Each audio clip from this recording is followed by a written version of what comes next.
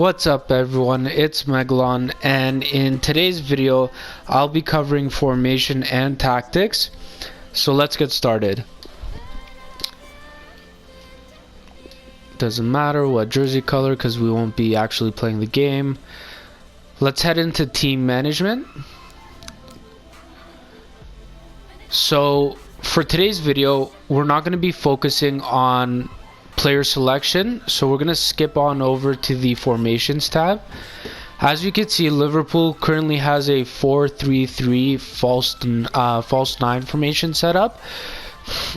This is a very common formation, however there are a couple other ones that I would like to touch on in today's tutorial. For starters, one of my favorite formations is the 4-2-3-1, whether it be the narrow or the wide. The reason being is that, for starters, there are 4 defenders at the back, which is always nice to have. In addition to this, the biggest strength of this formation is the link-up play. So we have 2 defensive midfielders ready to link up the play between the defense and the the wings, and then that would advance it all the way to the forwards. So this is a really nice formation if you like playing from the back. And so now that we've established the formation, let's head on over into the tactics tab. So by default, Liverpool is currently set up to play with a defensive style called press after possession loss. This isn't a bad style, however my preference for defensive styles is one that is balanced. And so the reason being is that I feel like you have more control when it's balanced. Your players aren't rushing to charge at the opponent who has the ball, at the opposing player who has the ball. When we look at width, I like to keep my defenders more tight and together as opposed to wider apart. And the reason for that is being, let's say you do get beat on the wing and your defenders are really wide apart.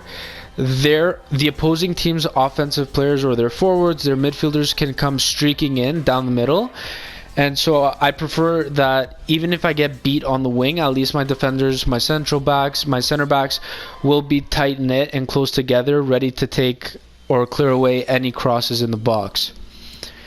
In terms of depth, I really do like reducing this to about 4 tick marks, and 4 or 5 tick marks is the range that I like. And the reason being is that having my defenders back keeps them more so controlled and in position. I do not like to park the bus. This is not me parking the bus. The number one reason for that is that my defensive style is balanced. If I wanted to park the bus, I would choose drop back. So with a balanced defensive line that is also very well positioned, I feel like this really sets you up to successfully defend someone. Moving on to the offensive style, once again, I like to keep this at balance as well. If I were to change it up, I would select a fast build-up play. The number one reason why I would in fact select a fast build-up play is because there are often times where I will select any team to play with in FIFA, and by default I feel like my players are just not moving when I have the ball. They're more or less standing still, or they're very slowly progressing up the field. And so it really is important that your team is able to hit quickly once you do get possession. Doesn't even have to be on the counter, just within your regular build-up play.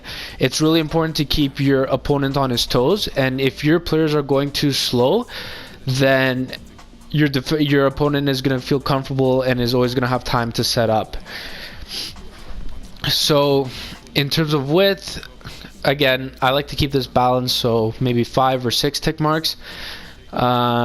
Again, this can vary depending on how you play, but if you want to perhaps play more of a style with short passes and 1-2s, you would reduce your width so that they're closer together. If you want to do long balls and crosses, then I would suggest increasing your width. So I like to keep it balanced just in case I want to switch it up. However, one key thing I do like to do is increase the tick marks on the players in the box. So I like that at either a 7 or an 8. And this is really important because once you are streaking down the wing, it is nice for your players to be moving into the box and getting into a good position for you to send the cross in. So those are the main points that I wanted to cover. With what we just discussed, you should be able to more or less apply these tactics and formations to any particular FIFA team that you choose. I will be coming out with more videos that will zone in on and focus on specific formations and tactics for specific teams.